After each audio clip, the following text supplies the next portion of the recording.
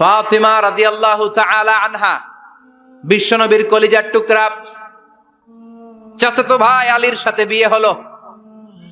আলী যখন প্রস্তাব দিল ফাতেমার কাছে যে বলে, ও ফাতেমা রাজি আছো কিনা? চুপচাপ, কথা কয় না। বিশ্বনবী বুঝলেন রাজি, দুইজনকে বিয়ে পড়িয়ে দিলেন।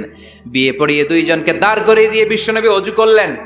ওযু করার পরে সামান্য কিছু ওযুর পানি ছিল আলীর মাথার মধ্যে ছিটিয়ে দিলেন, বরকতের পানি। সুবহানাল্লাহ কইবেন না? সুবহানাল্লাহ। ওযু করে সাইয়েদনা আলীর মাথার মধ্যে ছিটিয়ে দিলেন আর দোয়া করে দিলেন, বারাকাল্লাহু লাকুমা ওয়া বারাকা আলাইকুমা ওয়া জামাআ বাইনাকুমা ফি খাইর। আল্লাহ তোমাদের দুইজনকে বরকত দিয়ে দাম্পত্য জীবন শুরু করার তৌফিক দান করুক। আবার দোয়া করলেন, আল্লাহুম্মা বারিক লাহুমা ফি বিনাইহিমা, ওদের সম্পর্কে বরকত দেন। ওয়া নাসালিহিমা শিবলিহিমা, ওদের গর্ভে যে সন্তান আসবে এগুলোর শ্রেষ্ঠ সন্তান বানান। 1 বছরের ব্যবধানে ঘরটাকে আলোকিত করে প্রথম সন্তানের জন্ম হাসান। সুবহানাল্লাহ। হাসান রে বিশ্বনবী এত আদর করেছেন, বিশ্বনবীর কাছ থেকে এত আদর কেউ কোনোদিন পায় নাই। হাসান রে বিশ্বনবী ডাকতেন লুকা। বুখারীর বর্ণনা, শব্দটা কি? লুকা মানে পিচ্ছি। ছোট বাচ্চাদেরকে আপনারা কি কন? আরে পিচ্ছি তো আমি কইছি, আপনারা কি কন? বাচ্চা বলেন, বাবু বলেন, আর কিছু কি বলেন? আর আর কিছু নাই। তাহলে এই যে বাবু পিচ্ছি, হ্যাঁ, এই বাবু পিচ্ছি আরবি হচ্ছে লুকা। বিশ্বনবী ফাতেমার ঘরে এসে বলতেন, আইনাল লুকা, পিচ্ছিটা কই রে? আমার হাসান কই, আমার নানা ভাই কই? আর বিশ্বনবীর আওয়াজ শুনলে হাসান এসে বিশ্বনবীর কাঁধে। আল্লাহু আকবার, আল্লাহু আকবার। বিশ্বনবী বলতেন, ফাতেমা আমার কলিজার টুকরা, যে ফাতেমারে কষ্ট দেয় সে আমারে কষ্ট দেয়, ফাতেমারে আনন্দ দেয় মানে আমি বিশ্বনবীরে আনন্দ দেয়। এই ফাতেমা সব সময় পর্দায় থাকতেন, দিনের বেলা বেরোতেন না, সারা দিনে টয়লেট করতেন একবার, সেটাও করতেন রাত্রে, যাতে দিনের বেলা কেউ তারে না দেখে। কি ব্যালেন্স লাইফ, কি ব্যালেন্স লাইফ! রাতে একবার টয়লেটে যাও মানে কি সারাদিন খাওয়া দাওয়া এরকম ব্যালেন্স করে করতেন। কেউ দেখতে পারে না ওনারে কেমন ছিল, কেউই জানতো না। এমন ভাবে চলাফেরা করতো, কোনো পুরুষদের সামনে দিয়ে কখনো যেতেন না। এজন্য ইন্তেকালের আগে আলীকে বললেন, আলী, বিশ্বনবীর ওসিয়ত অনুযায়ী কিছুদিন পরে আমি আমার বাবার সাথে সাক্ষাৎ করব। ইন্তেকালের সময় বেশি লোক আমার জানাজাতে আসার দরকার নাই, নিজেরা দোয়া করে দিলে চলবে। আর আমার জানাজার খাটিয়ার উপর দিয়ে বিশাল একটা বোরকা দিয়ে দিও। এটার আরবিতে বলে নাউশ। কি বলে? এই প্রথম কোন নারী তার খাটিয়ার উপরে নাউশ ব্যবহার করেছে, জন্য এটাকে বলে সুন্নাতু ফাতিমা, ফাতেমার সুন্নাত। সাইয়েদাতুনা ফাতেমার আগে কেউ জানাজার খাটিয়াতে নাউশ ব্যবহার করে নাই। আল্লাহু আকবার, আল্লাহু আকবার। আলীকে বলে গেলেন, আলী, অল্প কয়েকজন পুরুষ নিয়ে জানাজা দিও, বেশি মানুষের কাছে আমার নিও না। দুনিয়ার বুকে আমি লুকিয়ে লুকিয়ে চলতাম, মরার পরে লুকিয়ে লুকিয়ে আল্লাহর কাছে চলে যেতে চাই, পুরুষদের সামনে আমার নিও না। হাসান বলে, নানাজি, আপনার মেয়ের নামের বিচার, ফাতেমার নামের বিচার। বিশ্বনবী বললেন, ও হাসান, আমার মেয়ে ফাতেমার আবার কি বিচার, কি অপরাধ আমার ফাতেমার? হাসান হুসেন চোখের পানি ছেড়ে দিয়ে ডেকে বলে, নানাজি, আপনার মেয়ে আমাদেরকে খাবার দেয় না কেন? খাবার দেয় না কেন বিচার দিলাম। গতকাল সারাদিন বলেছে রাত্রিবেলা খাবার দিবে, রাতে খাবার দেয় নাই। আমাদেরকে বলেছে তোমরা ঘুমিয়ে যাও, আমি রান্না করি, সকালে দিব। ঘুমায় গেলাম, সকালবেলায় খাবার চাইলাম, আপনার মেয়ে ফাতেমা তখন আমাদেরকে খাবার দেয় না। দাদা, আমরা ছোট্ট দুইটা মানুষ ক্ষুধার জ্বালায় বেহুশ হয়ে যাই, আর সহ্য করতে পারি না, আপনার মেয়ে খাবার দেয় না। দুপুর হয়ে গেল, দুইজনে কান্নাকাটি করি, আপনার মেয়ে এখন পর্যন্ত আমাদেরকে খাবার দেয় নাই। আমরা দুজন তো আর সহ্য করতে পারি না, কেন আপনার মেয়ে আমাদের সাথে এমন করে? আপনার কাছে বিচার দিলাম, আপনি বিচার করেন। বিশ্বনবী আর কি বিচার করবেন?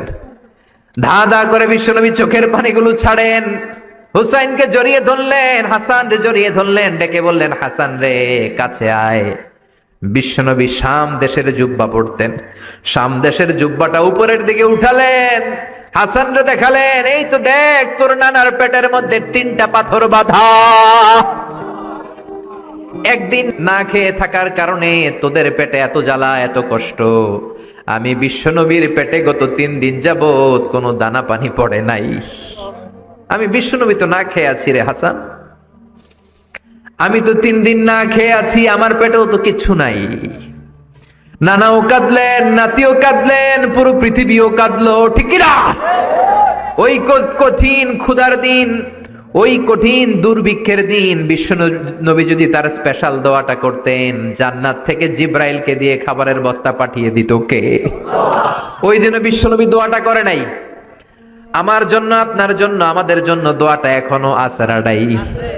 কি দিল দরিয়া নবী ছিল, নিজের বিপদের কথা ভুলে গিয়ে, নাতির বিপদের কথা ভুলে গিয়ে, ফ্যামিলির কথা ভুলে গিয়ে উম্মতের জন্য কেঁদেছে, ঠিক কিনা? গোটা বিশ্বের জন্য শিক্ষা এনেছে, সভ্যতা এনেছে, আমাদেরকে ভদ্রতা শিখিয়েছে। আর ওই নবীরে গালি দেয় এরকম কিছু ব্লগার বাংলার জমিনে আছে না নাই? তারা মানুষ নাকি শয়তান?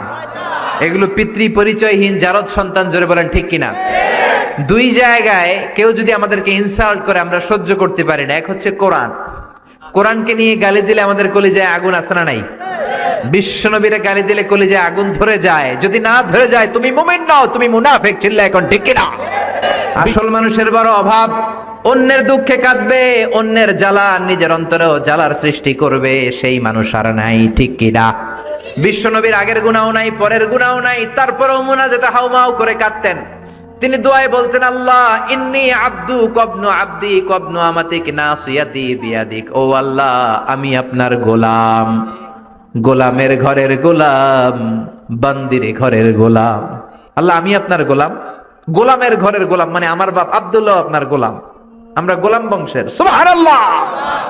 গোটা বিশ্বের শ্রেষ্ঠ মানুষটা নিজের গোলাম বলতে দ্বিধাবোধ করতো না, বলতো আমি আপনার গোলাম, গোলামের ঘরের গোলাম, বান্দির ঘরের গোলাম, নাসিয়াতি বিয়াদিক।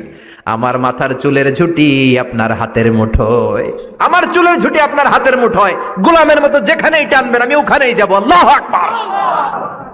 এই ছিল বিশ্বনবীর বিনয়। নিজেকে গোলাম বলতে স্বাচ্ছন্দ্য বোধ করতেন, কোনোদিন জীবনে অহংকার করেন নাই। কোনদিন বিশ্বনবী কারো সাথে মুসাফা করতে যে নিজে আগে হাত টানেন নাই, যতক্ষণ না ওই লোকটা তার হাত টেনে নিয়েছে। সুবহানাল্লাহ। আর বিশ্বনবীর হাত ছিল আলিয়ানু মিনাদ দিবাজ, রেশমের কাপড়ের চেয়েও নরম। সিল্ক চিনেন? সিল্ক, সিল্কের কাপড়ের চেয়ে বিশ্বনবীর হাত ছিল নরম। এই নরম হাত মুসাফার মধ্যে যে একবার পাইতো কেউ ছাড়তে চাইতো না, ধরেই রাখতো। আর বিশ্বনবী নরম হৃদয়ের নবী, কেউ যদি না ছাড়ে বিশ্বনবীও ছাড়তেন না। সুবহানাল্লাহ। ওই নবী মুনাজাতে কাঁদতেন। এজন্য ভাইরা এই কথা বললেন না আল্লাহ আমার দোয়া শোনে না, আপনি দোয়ার মতো দোয়া করেন নাই, এজন্য শোনে নাই, ঠিক কি না? দোয়া কবুল হওয়ার রহস্য হচ্ছে চোখের পানি। বিশ্বনবী বললেন, দুইটা চোখের পানি আল্লাহর কাছে সব চাইতে সেরা।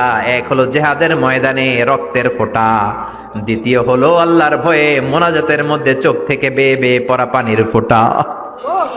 আবার বিশ্বনবী বললেন, অনুশোচনার চোখের পানি চোখ দিয়ে নাকের ডগা বেয়ে বেয়ে জমিনে পড়ার আগে ওই দোয়াটা কবুল করে নেয় কে? এজন্য চাওয়ার সময় নিজেরা ছোট করেন, বলবেন আল্লাহ আমি আপনার গোলাম, গোলামের ঘরের গোলাম, বান্দির ঘরের গোলাম, আমার চাইতে ক্ষুদ্র ছোট কেউ নাই, এমন কোন গুনাহ নাই আমি করি নাই, তুমি ছাড়া আমারে পার করার কেউ নাই, ঠিক কিনা? এরকম দোয়ার মধ্যে নিজেরে ছোট করে দেন, আপনার দোয়া কবুল করবে কে? এজন্য সব সময় চাইবে একজনের কাছে, তিনি কে? একদল আছে বা এক শ্রেণীর লোক আছে, রোগে যখন পড়ে তখন আল্লাহরে ডাকে, রোগ ভালো হয়ে যায় আল্লাহরে ভুলে যায়, আছে না নাই? নির্বাচনের আগে আল্লাহরে ডাকে, নির্বাচন শেষ আল্লাহরে ভুলে যায়, আছে না নাই? সমস্যায় পড়েছে আল্লাহরে ডাকে, সমস্যা নাই আল্লাহরে ভুলে যায়, আছে না নাই?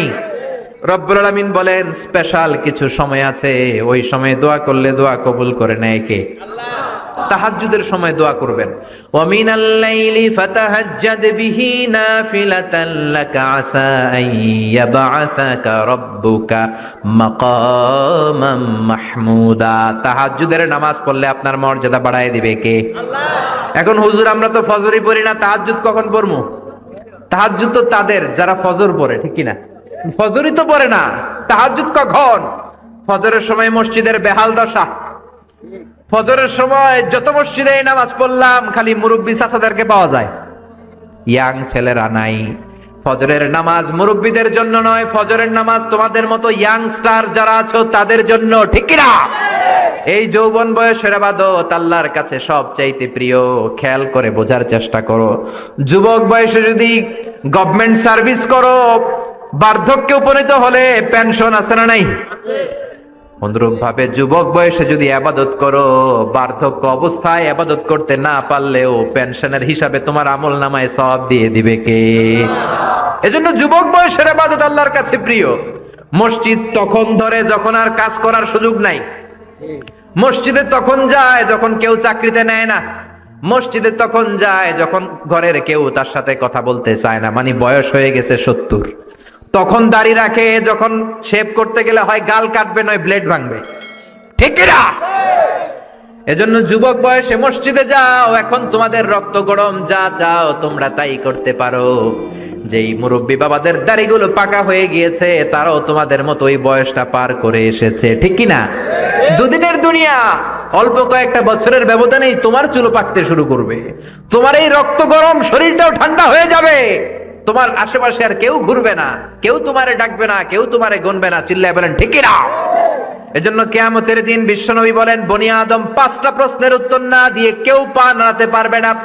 এর মধ্যে একটা প্রশ্ন হলো, যৌবন বয়সটা তুমি কেমন কাজে লাগিয়েছো? যৌবন বয়সে কি ইসলামের পক্ষে স্লোগান দিয়েছো নাকি রাম আর বামপন্থীদের দলে গিয়েছো, ঠিক কি না? যৌবন বয়সে কি তাফসির মাহফিলে গিয়েছো নাকি মমতাজের গানের কনসার্টে গিয়েছো? যৌবন অবস্থায় তুমি কি কোরআনের অর্থ পড়েছো, ইসলামী সাহিত্য পড়েছো নাকি চটি বই পড়েছো, ঠিক কি না? পাই টু পাই কিয়ামতের দিন জিজ্ঞেস করবে কে? আল্লাহ। চিল্লায় বলেন কে? আল্লাহ। এজন্য তাহাজ্জুদের অভ্যাস করেন। যারা তাহাজ্জুদ পড়ে তাদের চেহারায় একটা আলাদা গ্লেস আছে। লোকটা কালো হলেও, যদি কালো রঙের লোক হয়, একটা গ্লেস আছে। আমার অনেক কালো বন্ধু আছে। আমি মিশরে পড়েছি, students of more than 100 nationalities, we used to study, stay and dwell in the same place. 100টারও বেশি দেশের ছাত্র থাকতাম। আমার অনেক আফ্রিকান বন্ধু ছিল, কুচকুচে কালো, তেল তেলে, কিন্তু কালো হলেও চেহারা একটা সৌন্দর্য আছে না নাই? এজন্য কালো মানুষও যদি তাহাজ্জুদ পড়ে চেহারায় নূর বাড়িয়ে দিবে কে? 2 নম্বরে হলো আযান আর ইকামতের মাঝখানে যদি দোয়া করে, ওই দোয়া কবুল করে কে? এটা অনেকে জানে না। আযান দিয়েছে, মসজিদে গিয়েছে, সুন্নত নামাজ পড়ে বসে আছে, কখন ইকামত হবে, আরো 5 মিনিট বাকি, মাথা চুলকায়, আছে না নাই? মোবাইল টেপাটেপি করে, ফেসবুকিং করে, ঘড়ির দিকে তাকায় আছে, ঘড়ির কাঁটাও ঘুরে, ওর মাথাও ঘুরে, আছে না নাই? তো বসে থাকবা কেন তুমি? 5 মিনিট সময় আছে, চাইতে হবে কার কাছে? বাজারে যাওয়ার সময় যেমনি আপনি লিস্ট করে নিয়ে যান, এটা লাগবে ওটা লাগবে, মসজিদে যাওয়ার সময় মোবাইলের টুকি নিয়ে যান, কাগজের টুকি নিয়ে যান। আল্লাহ আমার সুন্দরী বউ লাগবে, বউ দাও, দিবে কে? এই বেটা, দিবে কে? নেককার বিবি লাগবে, দিবে কে? গোল্ডেন এ প্লাস পেতে চাই, দিবে কে? উমরা করতে চাই, পাসপোর্টে ভিসা লাগে না, ভিসা করে দিবে কে? দুরারোগ্য ব্যাধি, অনেক ওষুধ খেলাম, অনেক দেশে গেলাম, কোন ডাক্তার ভালো করতে পারে না, কিন্তু ডাক্তারেরও বড় ডাক্তার আছে না নাই? কেউ যেটা পারে না, পারে কে?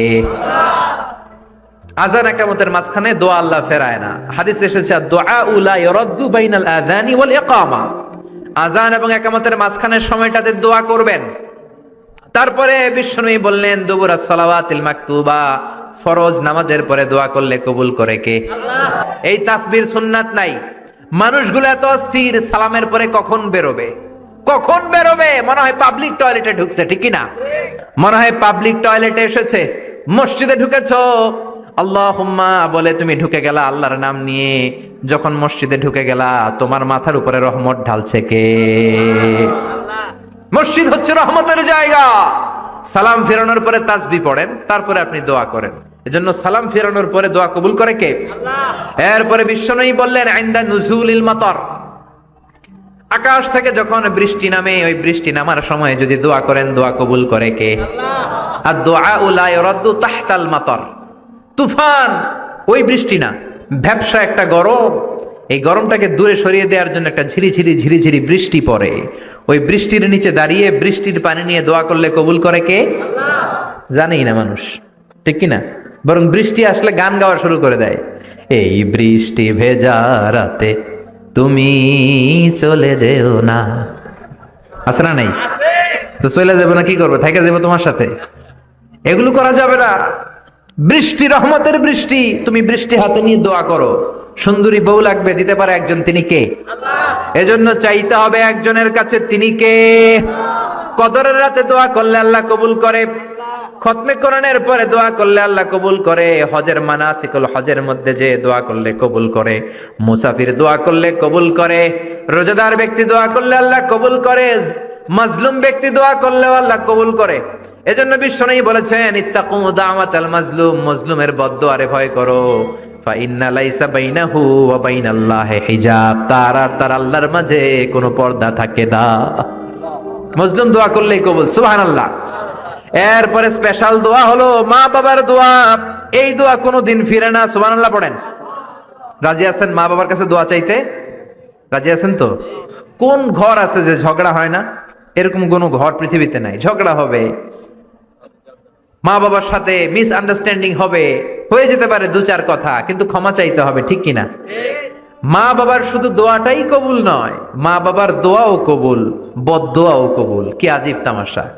এমন যদি হয়তো দোয়াটা কবুল হয় কিন্তু বদদোয়াটা কবুল হয় না, তাহলে তো বাইসা যেতাম, ঠিক কিনা? কিন্তু দোয়াও কবুল, বদদোয়াও। আমাদের সবচাইতে বড় পীর হবে আমার বাবা, সবচাইতে বড় পীর হলো আমার মা। সবচাইতে বেশি আমরা যার কাছে দোয়া চাইতে যাব তিনি হলেন আমার বাবা, তিনি আমার মা। চিল্লায় বলেন ঠিক কিনা?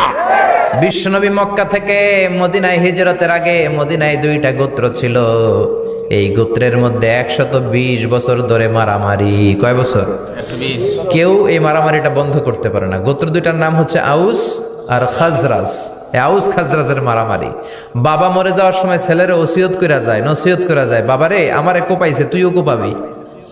ওই বলে আবার নাতিরে কয় আমারে মারছে তুইও মারবি। তো বংশ পরিক্রমায় মারামারি চলতেই থাকে, কেউ আর থামাইতে পারে না। বিশ্বনবী মক্কা থেকে মদিনায় হিজরত করতে এসে মদিনায় বাসাবাড়ি করে 7 দিনের মাথায় 120 বছরের মারামারি থামায় দিলেন।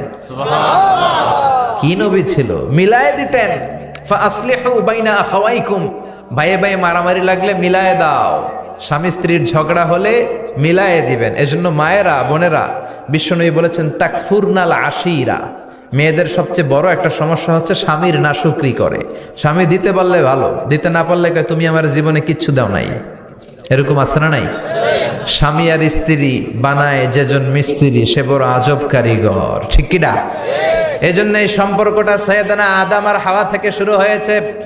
কিয়ামত পর্যন্ত স্বামী আর স্ত্রীর এই সম্পর্কের মাধ্যমে গোটা বিশ্বটারে জারি রেখে দিয়েছে কে? তো এই জন্য নারীদের জন্য জান্নাতে যাওয়া সহজ, তারা যদি কিছু প্রসিডিউর মেনটেন করে। বিশ্বনবী বললেন কোন নারী যদি 4টা কাজ করে ওই নারীর জন্য 8টা জান্নাতের দরজা খুলে দিবে কে?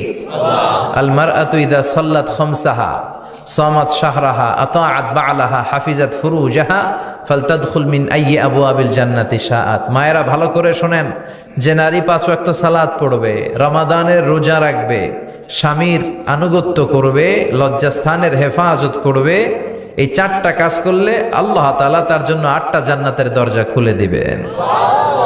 এজন্য বিশ্বনবীও কালেকশন করতেন। তো বিশ্বনবী বললেন মহিলারা বেশি বেশি দান করো।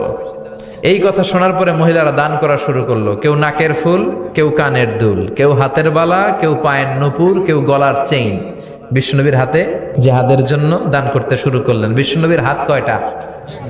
একটা বলে দুইটা। তো 2 হাতে বিশ্বনবী আর কয়টা নেবেন? আর নিতে পারে না। বেলালরে বললেন বেলাল তোমার চাদরটা নিয়ে আস। বেলাল এরকম চাদর নিয়ে ধরলেন। বিশ্বনবী কালেকশনের ওয়াজ শুরু করলেন আর বেলাল কালেকশনের সব জিনিসপত্র গুছাতে লাগলো। কোন সুবহানাল্লাহ। এজন্য কালেকশন করাটাও সুন্নাত, তবে ওটা একটা লিমিটেশনের মধ্যে, একটা সৌন্দর্যের মধ্য দিয়ে। কিছু কিছু মাদ্রাসার ছেলে মেয়েদেরকে চাল ওঠানোর জন্য বাড়ি বাড়ি পাঠায়, আসে না নাই? এদের ছোটবেলা থেকে মানসিকতাগুলো নষ্ট করে দেওয়া হয়। কেমন করে অন্যের কাছে হাত পাতবে এটা শেখানো হয়। ইসলাম বলে আল ইয়াদুল উলিয়া খায়রুম মিনাল ইয়াদিস সুফলা, উপরের হাত নিচের হাতের চেয়ে উত্তম। যে দেয় আর যে নেয় তাদের মধ্যে সেরা যে দেয়। চিল্লায় কোন ঠিক কিনা? আবার ইসলাম বলে দেওয়ার সময়ও ভারসাম্য করে দিবা, দেওয়ার সময় কিপটামি করা যাবে না, আবার ঘরে যা আছে সবও দিয়ে দেওয়া যাবে না, ঠিক কিনা? বিশ্বনবীর গায়ে একবার একটা জুব্বা, কয়টা? এক ভিক্ষুক এসে বলে নবী আমার জুব্বা নাই, আমার জুব্বা দেন। দয়ার নবী, মায়ের নবী নিজের জুব্বাটা খুলে দিয়ে ওই ভিক্ষুকের হাতে তুলে দিলেন। এখন নবীর গায়ে কোনো জুব্বা নাই। বিশ্বনবী এখন ঘর থেকে বেরোতে পারে না। সাহাবারা এসে ঘরে নক করে, বিশ্বনবী বেরোতে পারে না। আল্লাহ আয়াত নাজিল করলেন ওয়াল্লাযীনা ইযা আনফাকু লাম ইউসরিফু ওয়া লাম ইয়াকতুরু ওয়া কানা বাইনা যালিকা কওয়ামা। মুমিন বান্দাদের গুণাবলী যখন দান করে কিপটামি করবে না, আবার অপচয়ও করবে না। এই আয়াত দিয়ে আল্লাহ বুঝাতে চাইলেন, নবীরে ধমক দিলেন, ও নবী 2টা জামা থাকলে একটা দিতেন, 3টা থাকলে একটা দিতেন, একটা যখন ছিল এইটা দিলেন কেন? এখন নিজে পড়বেন কি? সুবহানাল্লাহ কইবেন না? ইসলাম তো ব্যালেন্সড রে ভাই, ইসলাম ভারসাম্যপূর্ণ। ইসলামের সব বিধানগুলো আপনার সাথে স্যুট করবে, ম্যাচ করবে, এটা জীবন ঘনিষ্ঠ। ইসলামে এমন কোনো বিধান দেয়া হয় নাই যেটা আপনার খারাপ লাগবে। অন্যান্য সব ধর্মের প্রতি শ্রদ্ধা রেখেই বলি, আমার ইসলাম যে আহকাম আমাদেরকে দিয়েছে এরকম বিধান কোনো ধর্মের ভেতরে নাই। চিল্লা এখন ঠিক কিনা? এরপরে কোরআন পাহাড়ের ব্যাপারে বলেছে ওয়াজআলনাল জিবালা আওতাদা, আমি পাহাড়গুলোরে পেরেকের মতো জমিনে ঢুকিয়ে দিয়েছি। সুবহানাল্লাহ। তাহলে পাহাড়কে আল্লাহ তাআলা পেরেকের সাথে তুলনা করলেন। কিসের সাথে? পেরেক চিনেন? সবাই চিনেন? মাতোয়াইলে আছে পেরেক। কি করে পেরেক দিয়ে? কাঠের ভিতরে ঠুকে না, দেয়ালে ঠুকে। তাহলে আল্লাহ পাহাড়গুলোরে বললেন পেরেক। আচ্ছা, পেরেক যখন আমরা কাঠের ভিতরে ঢুকাই, পুরো পেরেকটা কাঠের ভিতরে ঢুকে যায়, উপরে শুধু কি থাকে? মাথাটা থাকে, ঠিক কিনা? তার মানে আমরা যে পাহাড় দেখতে পাচ্ছি এটা পাহাড়ের মাথা। পুরো পেরেক যেমনি কাঠের ভিতরে, পুরো পাহাড়টা আছে মাটির ভিতরে। চিল্লায় পড়ি আল্লাহু আকবার। জমিনে আমরা দৃশ্যমান এই পৃথিবীতে খালি চোখে যে পাহাড় দেখতে পাই, এটা আসল পাহাড় না, এটা পাহাড়ের মাথা। যেমনি পেরেক যখন কাঠের ভিতরে ঢুকে দেই, পুরো পেরেকটা কাঠের ভিতরে ঢুকে যায় কি যায় না? পেরেক নিয়ে যখন আমি হাতুড়ি দিয়ে মারলাম, পুরো পেরেকটা কই যায়? কাঠের ভিতরে, তাই না? তার মানে খালি চোখে যে পাহাড় দেখি, এটা পেরেকের মাথা যেমনি একটু দেখা যায়, এটা পাহাড়ের মাথা। আসল পাহাড় মাটির ভেতরে। উপরে যদ্দূর দেখা যায় তার কমসে কম 10 গুণ পাহাড় মাটির ভিতরে রেখে দিয়েছে কে? আবার আল্লাহ বললেন ওয়ামিনাল জিবালি জুদাদুম বীদুন ওয়া হুমরুম মুখতালিফুন আলওয়ানুহা ওয়া গরাবিবু সুদ। পাহাড়ের মধ্যে কোন পাহাড় আমি বানিয়েছি ধবধবে শুভ্র সাদা, কোন পাহাড় আমি বানিয়েছি রক্তিম লাল, কোন পাহাড় আমি বানিয়েছি কুচকুচে কালো। 3 কালারের পাহাড়। কয় কালারের? মৌলিকভাবে ধবধবে শুভ্র সাদা পাহাড়, অথবা রক্তিম লাল পাহাড়, অথবা কুচকুচে কালো পাহাড়। আপনি পৃথিবীর পাহাড়গুলো নিয়ে যদি গবেষণা করেন, বিভিন্ন রঙের পাহাড় আপনি দেখবেন। আমি তো পৃথিবীর অনেক জায়গায় পাহাড় দেখেছি। মিশরে আমি তুর পাহাড়ের চূড়ায় উঠেছি। ওখানে যেখানে মুসা আলাইহিস সালামের কাছে আল্লাহ নূরের তাজাল্লি দিয়ে ফোকাস করেছেন, পাহাড়টার নাম তুর পাহাড়। 2 বার আমি উঠেছি এটার চূড়ায়। উঠতে আমার অনেক কষ্ট হয়েছে। ওখানে উঠে ফজরের সালাত পড়ে আমি খেয়াল করে দেখলাম তুর পাহাড়ের আশেপাশের পাহাড়গুলো কোনোটা খয়েরি, কোনোটা কালো, কোনোটা লাল, কোনোটা ধূসর। আল্লাহু আকবার। এক এক পাহাড়কে এক এক রং দিয়ে তৈরি করলো কে? পৃথিবীতে চায়না নামে একটা দেশ আছে না? চায়না একটা শহর আছে গানজু। কি নাম? আজকে যে গুগল করবা, the গানজু city located in China. চায়নাতে অবস্থিত গানজু শহরে একটা পাহাড় আছে। এই পাহাড়ের নাম রেইনবো মাউন্টেন। কি নাম? মানে রংধনুর পাহাড়। রংধনুর কয় রং? সবাই কন, আরো জোরে। 7 রং না? আমরা ছোটবেলায় মুখস্থ করতাম বেনিয়া সহকলা, বেনিয়া সহকলা। এই 7 রঙের পাহাড় ওখানে দেখা যায়। এক জায়গায় 7 রঙের পাহাড়। সুবহানাল্লাহ কইতে পারলেন না? মজা করে বানালো কে? সুনানে তিরমিজি আর মুস্তাদরাকে হাকিম, মুসনাদে আহমদ ইবনে হাম্বলের হাদিস। আল্লাহ যখন পৃথিবী বানালেন, এই পৃথিবীটা ঘোরার পাশাপাশি কাঁপাকাঁপি শুরু করে দিল। এই পৃথিবীর কাঁপাকাঁপি বন্ধ করার জন্য রব্বুল আলামিন পৃথিবীর মধ্যে পাহাড় গেড়ে দিলে। 7টা tectonic plate, 7 tectonic plates creates the mountain range on earth. 7টা টেকটনিক প্লেট আল্লাহ দিলেন। পৃথিবী সৃষ্টি করার পরে পৃথিবী কাঁপে। আল্লাহ পাথর দিয়ে পেরেক মারলেন, পৃথিবী আর কাঁপে না। সুবহানাল্লাহ কর। ফেরেশতারা দেখে তো অবাক। ফেরেশতারা বলে আল্লাহ পাহাড়ের এত শক্তি, পাহাড় গেড়ে দিলেন পৃথিবীতে, আর পৃথিবী কাঁপে না। হাল মিন খালকিকা আশাদ্দু মিনাল জিবাল। আল্লাহ আপনার সৃষ্টির মধ্যে পাহাড়ের চেয়েও শক্তিশালী কি কিছু আছে? আল্লাহ বললেন নাআম, আছে। আল হাদিদ, লোহা। লোহা পাহাড়ের চেয়েও শক্তিশালী, কারণ লোহা পাহাড়ে মারলে পাহাড় ভেঙে যায়, ঠিক কিনা? ফেরেশতারা আরো অবাক, লোহা এত শক্তিশালী। হাল মিন খালকিকা আশাদ্দু মিনাল হাদিদ। আল্লাহ তাহলে লোহার চেয়ে শক্তিশালী মনে হয় কিছু নাই, আছে? আল্লাহ বললেন নাআম, আছে। আন্নার, আগুন, কারণ আগুনের মধ্যে লোহা ফেলে দিলে লোহা গলে যায়, ঠিক কিনা? ফেরেশতারা তো আরো অবাক। ফেরেশতারা বলে তাই নাকি? আগুন এত শক্তিশালী, তো হাল মিন খালকিকা আশাদ্দু মিনান নার। আল্লাহ আপনার সৃষ্টিতে আগুনের চেয়েও শক্তিশালী কিছু আছে? আল্লাহ বলে আছে আলমা, পানি, কারণ আগুনের মধ্যে পানি ঢাললে আগুন পাওয়া যায়। ফেরেশতারা তো এবার আরো অবাক, পানি এত শক্তিশালী, ওই পানি গট গট গট গট করে আমরা খাই। নবী আমার যেটা খেতে বলেছেন এটা খেলে আমাদেরকে সুস্বাস্থ্য দান করবে কে? তার মানে প্রাণীবিদ্যায় আমরা কোরআন থেকে যে তথ্য পেয়েছি, এই তথ্যের সাথে বিজ্ঞানের তথ্যের মিল আছে না নাই? কোনো অমিল আছে? কিন্তু বিজ্ঞান যদি কোনো অমিল খুঁজে পাওয়া যায়, বিজ্ঞানী বাবাজিদের কি করতে হবে? কি করতে হবে? They have to wait unless they get their final discoveries, the latest and modern invention. তাদের নতুন ইনভেনশন যতক্ষণ না আসে বসে থাকতে হবে, কারণ তোমাদের কথা ফাইনাল না। বিজ্ঞানের সবচেয়ে বড় থিওরি যে বিজ্ঞানের কোনো থিওরি ফাইনাল না, আর কোরআনের সবচেয়ে বড় থিওরি কোরআন যাই বলেছে তাই মনে থাকবে। এজন্য কোনো কিছু যদি বিজ্ঞানী ভাইয়েরা অমিল পান, ওয়েট, বসেন, রিল্যাক্স, চা খান, ঠান্ডা মাথায় চিন্তা করেন, আরো গবেষণা করেন, যে এটা অমিল পাইছেন, গবেষণা বেশি বেশি করলে ওইটা অমিল পেয়ে যাবে, ঠিক কিনা? যারা অন্ধকারে সুন্দরী নারী পেলে ধর্ষণ করতে দেরি করে না, চিল্লায় বলো ঠিক কিনা? এই জন্য নারীদেরকে সম্মান দিয়েছে ইসলাম। সাইয়েদনা আদম আলাইহিস সালাম আর হাওয়া আলাইহিস সালামকে শয়তান জান্নাতে নেকেট করতে চেয়েছে। ওই শয়তানের মিশন দুনিয়াতে আজ আছে না নাই? আল্লাহ বললেন ওয়াত-তিনি ওয়াজ-যাইতুনি ওয়া তুরি সিনিনা ওয়া হাযাল বালাদিল আমিন। তো সূরা ৩ এর কসম কাটলো কে? ডুমুর ফলের কসম কেটেছেন। এরপর আল্লাহ বলেছেন ওয়াজ-যাইতুন, যাইতুনের কসম। যাইতুন মানে অলিভ অয়েল, যাইতুন মানে কি? Olive oil. জলপাই, বাংলায় বলে জলপাই। বাংলায় কি বলে? জলপাই। জলপাই খাইছেন আপনারা? জি। বাংলাদেশের জলপাই আর আরব দেশের জলপাইয়ের মধ্যে একটু পার্থক্য আছে। এই যাইতুন, অলিভ অয়েল বা জলপাই, এটা হিল ট্রাক্স, পাহাড়ি এরিয়াতে জন্মায়। বিষ্ণু বলেছেন কুলু যাইত ওয়াদাহিনু, যাইতুনের তেল খাও, তেল দাও, তেল মালিশ করো। যাইতুনের তেলে আল্লাহ বরকত ঢুকায় দিয়েছে। আপনার দেহের যে ব্যাড কোলেস্টেরল লেভেল আছে এটাকে নামিয়ে ফেলবে। সুবহানাল্লাহ। যাইতুনের তেল দাড়িতে মাখবেন, চুলে মাখবেন, দাড়ি চুল সহজে পাকবে না। যৌবনকে আমরা ধরে রাখতে চাই না, তাহলে যাইতুনের তেল খাবেন।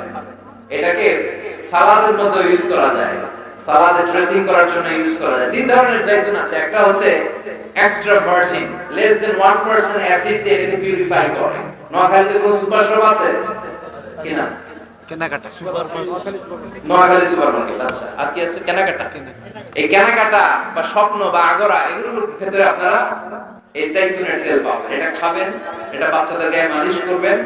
চামড়ার মধ্যে মালিশ করলে, ম্যাসেজ করলে চামড়ার ত্বকের মধ্যে ভাঁজ পড়বে না। আপনার যৌবন আপনি ধরে রাখতে পারবেন। আলহামদুলিল্লাহ পড়েন। আবার বিশ্বনবী বলতেন এই যাইতুন গাছটা এত বরকতের গাছ, যাইতুন ফল খাওয়া যায়, যাইতুনের তেল মালিশ করা যায়, আবার যাইতুনের ডাল ভেঙে মেসওয়াক করা যায়।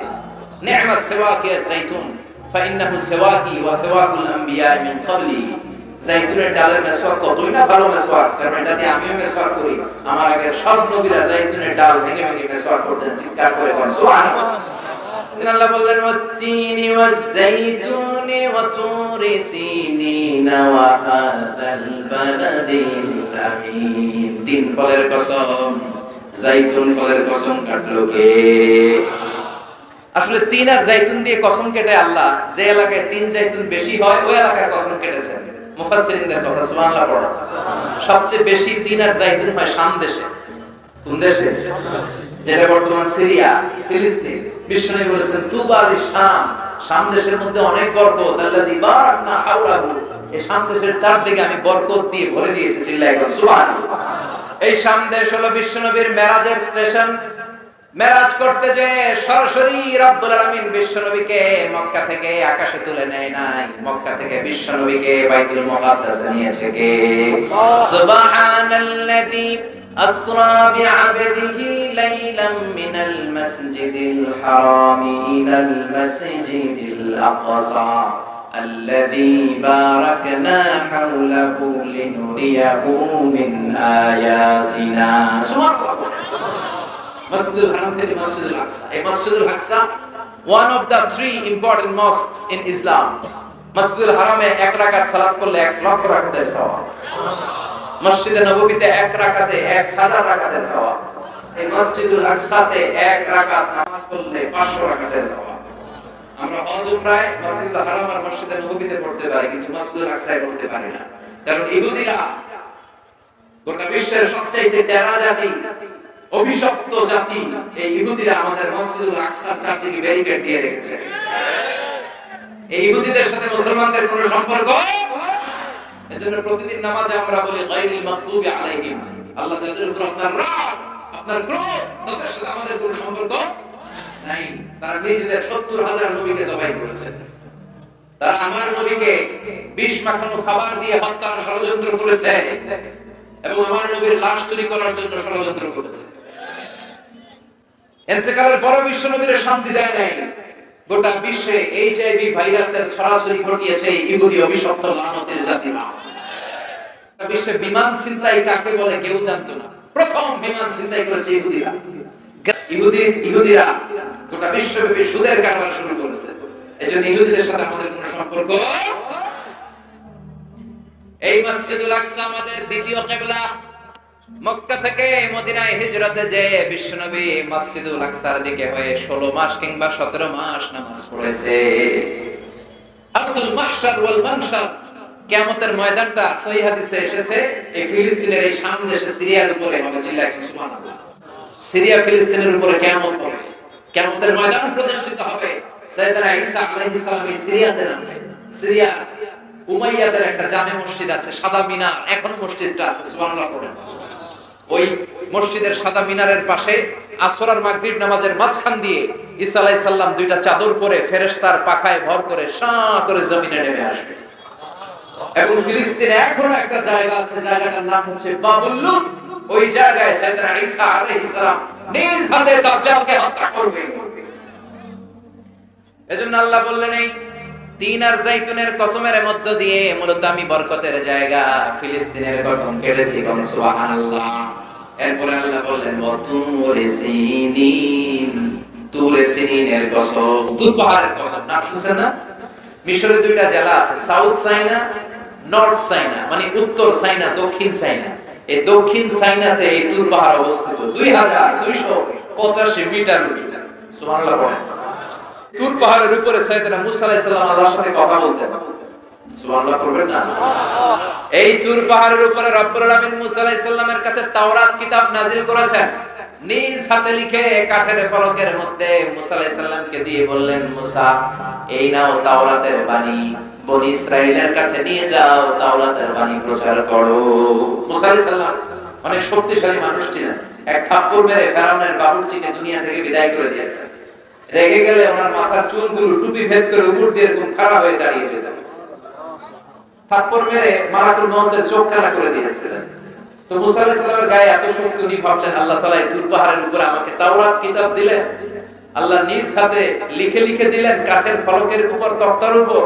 কত খুশনসিব আমার, যাই যাই তাওরাতের ফলকগুলো নিয়ে বাড়িতে যাই, এটা দাওয়াত দিতে হবে। কিন্তু কাঠের তক্তার মধ্যে হাত দিয়ে দেখে তক্তা নাড়ানো যায় না। এর চেয়ে অনেক বড় তক্তা জীবনে উনি কাঁধে নিয়েছেন, কিন্তু তাওরাত লেখা তক্তা নাড়ানো যায় না। তক্তা চিনেন তো না? চিনেন? কাঠের বড় বড় মোটা তক্তা থাকে না? তো এই তক্তা নাড়ানো যায় না। উনি ভাবলেন এই দিক দিয়ে নাড়ানো যায় না, মনে হয় ওই দিক দিয়ে যাবে। ঘুরে ওই দিক দিয়ে যে তক্তা ধরে টান দেয়, কিন্তু তক্তা নাড়ানো যায় না। এবার ভাবলেন মাঝখান থেকে ধরলে মনে হয় পারা যাবে, মাঝখান দিয়েও পারা যায় না। আল্লাহর ডেকে বললেন, আল্লাহ কেমন তক্তার উপরে তাওরাত লিখে দিলা, তক্তা নড়ে না। আমার ভাই জিব্রাইল রে বলো আমারে সাহায্য করতে। আল্লাহ বললেন, জিব্রাইল যাও সাহায্য করো তোমার ভাই মুসারে। সাইয়েদনা মুসা বললেন, ও জিব্রাইল তুমি ওই দিকে ধরো, আমি এই দিকে ধরি, দুইজনে মিলে টান দেই। হেইয়ো, আরো জোরে, আসরা নাই? দুইজনে মিলে হেইয়ো কে টান দিচ্ছে। কিন্তু কি আজীব তামাশা, দুইজনে মিলে টানাটানির পরে তক্তা নড়ে। যত গায়ে জোর আছে ইচ্ছে মতো টান দিচ্ছে। টানের চোটে দেহের প্রতিটা লোমকূপ দিয়ে ঘাম বের হচ্ছে। টানের চোটে কোমরের রগ ছিঁড়ে যাওয়ার অবস্থা, কিন্তু তক্তা নাড়ানো যায় না। সুবহানাল্লাহ। ও আল্লাহ, জিব্রাইল তো পারে না, জিব্রাইলের সহকারী ফেরেশতাদের পাঠাও, সবাই মিলে তক্তা টানাটানি করে, তক্তা নড়ে না। আল্লাহ বললেন, মুসা তক্তার ওজন নাই, কিন্তু এই তক্তার মধ্যে যেই বাণীগুলো লেখা, বাণীটা কার? এটা বোঝানোর জন্য আমি তক্তার ওজন বাড়িয়ে দিয়েছি, এবার তুমি একাই পারবা, কাঁধে নাও, কাঁধে নিয়ে বাড়িতে যাও। এবার মুসা আলাইহিস সালাম একা তক্তাগুলো কাঁধে নিয়ে বাড়িতে রওনা বলে। এই তাওরাত কিতাব আল্লাহ তাআলা তুর পাহাড়ের উপরে নাযিল করেছেন। সুবহানাল্লাহ।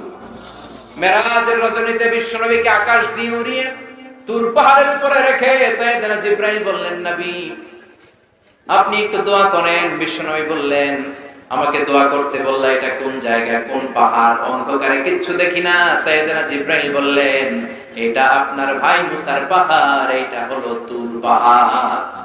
মেরাজের রাতে বিশ্বনবী ওখানে একটা স্টেশন দিয়েছেন। আমি নিজেই তুর পাহাড়ে জীবনে 2 বার উঠছি। আলহামদুলিল্লাহ। ওইখানে গেলাম। তুর পাহাড়ের উপরে একটা খ্রিস্টানদের ছোট চার্চ আছে, ইহুদিদের একটা ছোট্ট সিনাগগ আছে। আমাদের যেমনি মসজিদ, ইহুদিদের মসজিদের নাম কি? সিনাগগ। কি নাম? একটা সিনাগগ আছে। আর আমাদের ছোট্ট একটা মসজিদ আছে। ফজরের সালাত পড়লাম, সেখান থেকে নেমে আসলাম।